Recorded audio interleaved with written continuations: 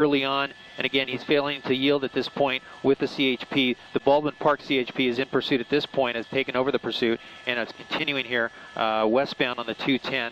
No sign of him slowing down. I'm looking up ahead at traffic. Traffic is pretty medium to light out here. It's flowing very good. There's no traffic to speak of ahead of him as far as congestion, but again, this guy is, there he is. You can see him swinging his hand there at vehicles as he's passing by. Very strange activity here. There he is again. Oh, and it looks like he threw something or maybe lost something off his hand. He hit maybe that vehicle with his wrist. It looks like maybe his watch has gone, actually hit that vehicle when he swung his hand at it. So a little retribution there on this guy as he's swinging. There he goes, punching the cars. That's what he's doing. He's punching the vehicles as he's passing.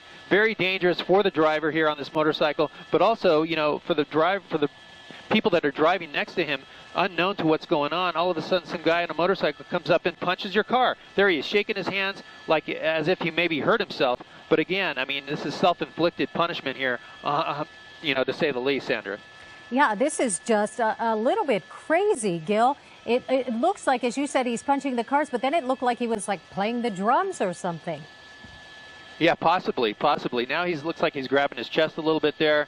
You know, definitely strange activity in a pursuit. We've actually never seen something quite like this out of a motorcyclist in a pursuit. Yeah, there he's using the diamond lane to pass there, the carpool lane, and just riding that line. Again, the CHP, I'm going to pull out and show you. Here he is approaching this truck here. Look at that. He came very, very close to that truck. I'm not sure what he was intending to do there, but, you know, very strange activity to say the least. I'm going to zoom out here and show you the police. Now, it looks like he's slowing down a little bit here now. There's the CHP directly behind him. He slowed down a bit. They're talking about the fact that he did slow down. It looks like possibly he may have hurt himself pretty badly with that left hand and his watch when he punched that truck. You have to believe that it's very yep. dangerous when you're hitting anything at 80 miles an hour. Absolutely, Sandra. We're now in the Monrovia area here on the 210, continuing 210 westbound. Again, high-speed chase here of this motorcycle coming out of the San Bernardino area. Again, this rider being very reckless. At one point, the CHP was reporting that he was doing tricks on the motorcycle during the pursuit. And again, reports of him hitting cars with his helmet. Now we've seen him actually punching cars. That looks like it has caused him some great pain there with that left hand. He's not really using it a whole lot. It's possible that he may have broken that hand. He's not able to use it. You can see something dangling from his wrist there. It looks like possibly a watch. That when he passed that vehicle and punched that vehicle, it looked like he may have caught it on the side mirror of that car. But that's what caused the injury to this driver here. But he's not really giving up. I mean, that's not enough to stop this guy. He's going to continue on. He's got that that right hand on the throttle.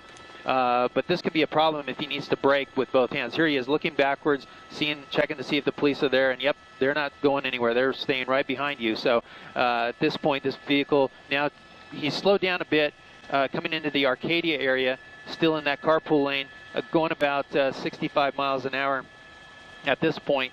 But again, the CHP is not backing off of this guy. They have an airship overhead. We understand that the airships are being assisted by the LA County sheriffs and the LAPD may have an airship overhead at this point.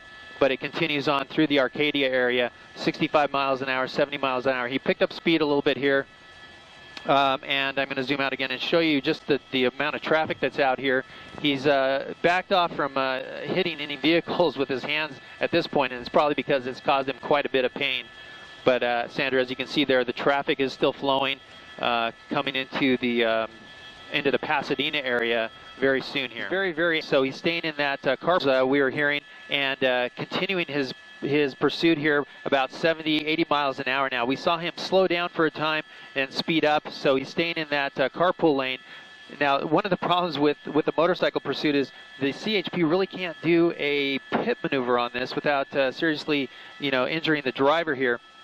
And also, spike strips may not be called for because of the nature of the vehicle here. So CHP having a bit of a difficult time. They're hoping that this guy will come to his senses and pull over. Now look at him. He's signaling with his hands. He's putting one hand up, we don't know what that means. That's the hand that he injured. He may be having some quite a bit of pain. He's holding his chest there and putting his hand up, almost looking like he's wanting to pass out there. His head dipping down. Now he's weaving a little bit in and out of the lanes. We don't know if he's playing this up, if he's just doing what he was doing earlier. We see him weaving there, but again, a very dangerous situation, not only for this driver, but for all the other drivers that are out here. You know, this guy, we haven't seen him actually hit the cars with the helmet. I think that activity is going to stop at this point because I think he is realizing that he's in pain due to his own doing there.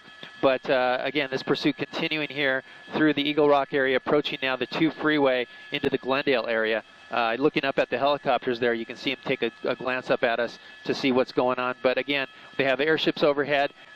We haven't seen super excess speeds that we see in other motorcycle chases that can, you know, exceed 100 miles an hour or so. We haven't seen this from this guy at this point. We're hearing that at most he was doing about 80 miles an hour, 90 maybe at most.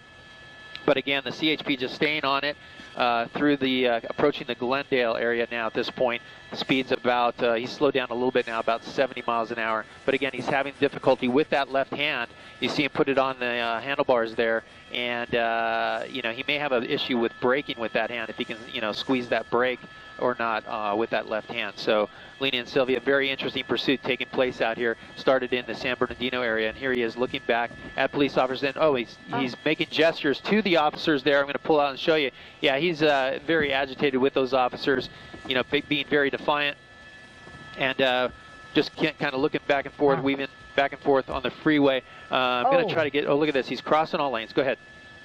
Oh, no, I was just reacting. Gil, go ahead. He just went all the way across 3 lanes. He was barely looking. He didn't seem to have his eyes on the road at all there. Yeah, exactly. But the thing is, I'm going to pull out and show you, the CHP has started a traffic break. They've stopped all traffic from passing the vehicle. You can see some cars coming on the on-ramp here. And looking ahead here, the freeway traffic still is medium to light, but now he's past that 2 freeway. He's approaching now the 5 interchange, so this is the 134 he's on right now. We'll be approaching the 5 freeway here in just a few minutes, going through the Glendale area.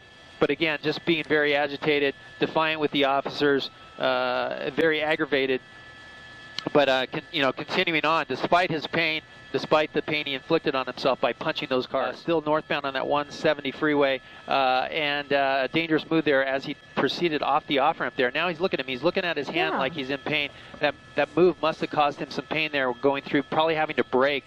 You know, he had to slow down a bit there, maybe squeezing that wrist. Was painful for him, but again, a very sketchy move there as he exited the freeway last minute and then jumping right back on the freeway. You can see him, definitely he's got some pain. Look at him switching his hand here. Switching hands, he's now throttling with his left hand. Oh, wow. So, you know, he may be having trouble with both hands at this point. Oh, my goodness. But look at him, he's very agitated at this point, very dangerous for this driver. Left-handed, crossing his arms there, pulling on that throttle, but continuing to drive. And look at that. I mean, now he's switching back over to a normal position with his hands. But, you know, very dangerous situation for this driver, this motorcycle. He's definitely in some pain. And, you know, it just boggles the mind why he wouldn't just pull over and give it up. Yeah, and you can easily understand how at that rate of speed, by reaching out and even putting his hand in the way of another car as he's passing, allowing the other car to smack him in the hand and in the wrist, that he could have broken a bone. He could have broken several bones. He looks like he's having a really rough time just handling the bike down there, Gil. Oh, yeah, definitely. He's definitely in some pain, serious pain here. But he continues on. You know, look at him. I mean, I mean, maybe he's playing this up for us. I don't know. But certainly when he hit that vehicle with his left hand, it definitely broke his watch. So you can imagine at the speeds he was traveling at the time, about 80 miles an hour, hitting someone's mirror like that, or the vehicle at the very least, he almost is going to do some crying. major damage. Yeah. Yeah, exactly. Yeah, you got to wonder. Bowing down his head. You got to wonder. I mean, like you said, this could be simply some drama, you know, created by someone who knows that he's being followed and wants to play it up. But it also could easily be someone who is in a great deal of pain. You know, sometimes when you injure yourself, it doesn't really kick in. The shock at first kind of masks the pain, and then after a while, you really begin to feel it. And that might be it could well be what we're seeing right now. He could have easily injured himself very seriously. Oh, this is very dangerous here. You know, he's picked up speed here really fast. He's approaching traffic on the 170 coming up to Roscoe. The traffic is always heavy here. There's a new bridge that they built here, commuter lanes here to get on that 5 freeway. We can see out the window that the traffic is backed up. You can see him passing cars. He's starting to slow down, shaking his wrist there, but very dangerous. Approaching the traffic, he speeds up. You know, it really speaks to this guy's mental status. I mean, thinking about, you know, just the cars changing lanes. Look at that, real close to that motorcycle. Almost hit him. Almost hit that fellow motorcyclist there. You know, the question is, how can he control this motorcycle any further in all this pain? Yeah, Gil, thank you. Let's go to the phone right now. We have Officer Vince Ramirez with the CHP. And Officer Ramirez, can you tell us, you've got some motorcycle units behind this guy, right? That is correct. It looks like we have a couple of motorcycle units behind this vehicle. Again, you know, each of these pursuits is different. In this situation, obviously, being a motorcycle being a little more agile and able to maneuver between vehicles. So, you know, looks like he's running out of real estate here.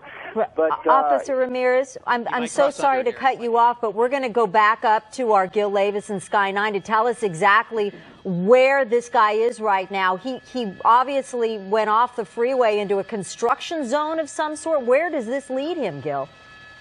That's right. This is right at the 170 and the 5 freeway, the construction area. There he's down. He's down on the ground. He's given it up here. He didn't have anywhere to go at this point. The 5 freeway is just in front of him, and you can see he's just in agony there. But he went off into the construction area on that 170. There's officers with the guns drawn, both motor officers there with the gun drawn. They're talking to him at this point. They're seeing if he's going to resist or not, but he's not moving. And there he's not complying with the officers. They want him to lay down, lay flat. And that's what he's done now. They've had to make him get into that position because he's not responding. There they go. The officer's doing a great job here putting the cuffs on him. But this pursuit is over in a very dangerous spot. This motorcyclist had nowhere to go as he got into that construction zone right there in the midst of the 170 and the 5 interchange here near Pacoima.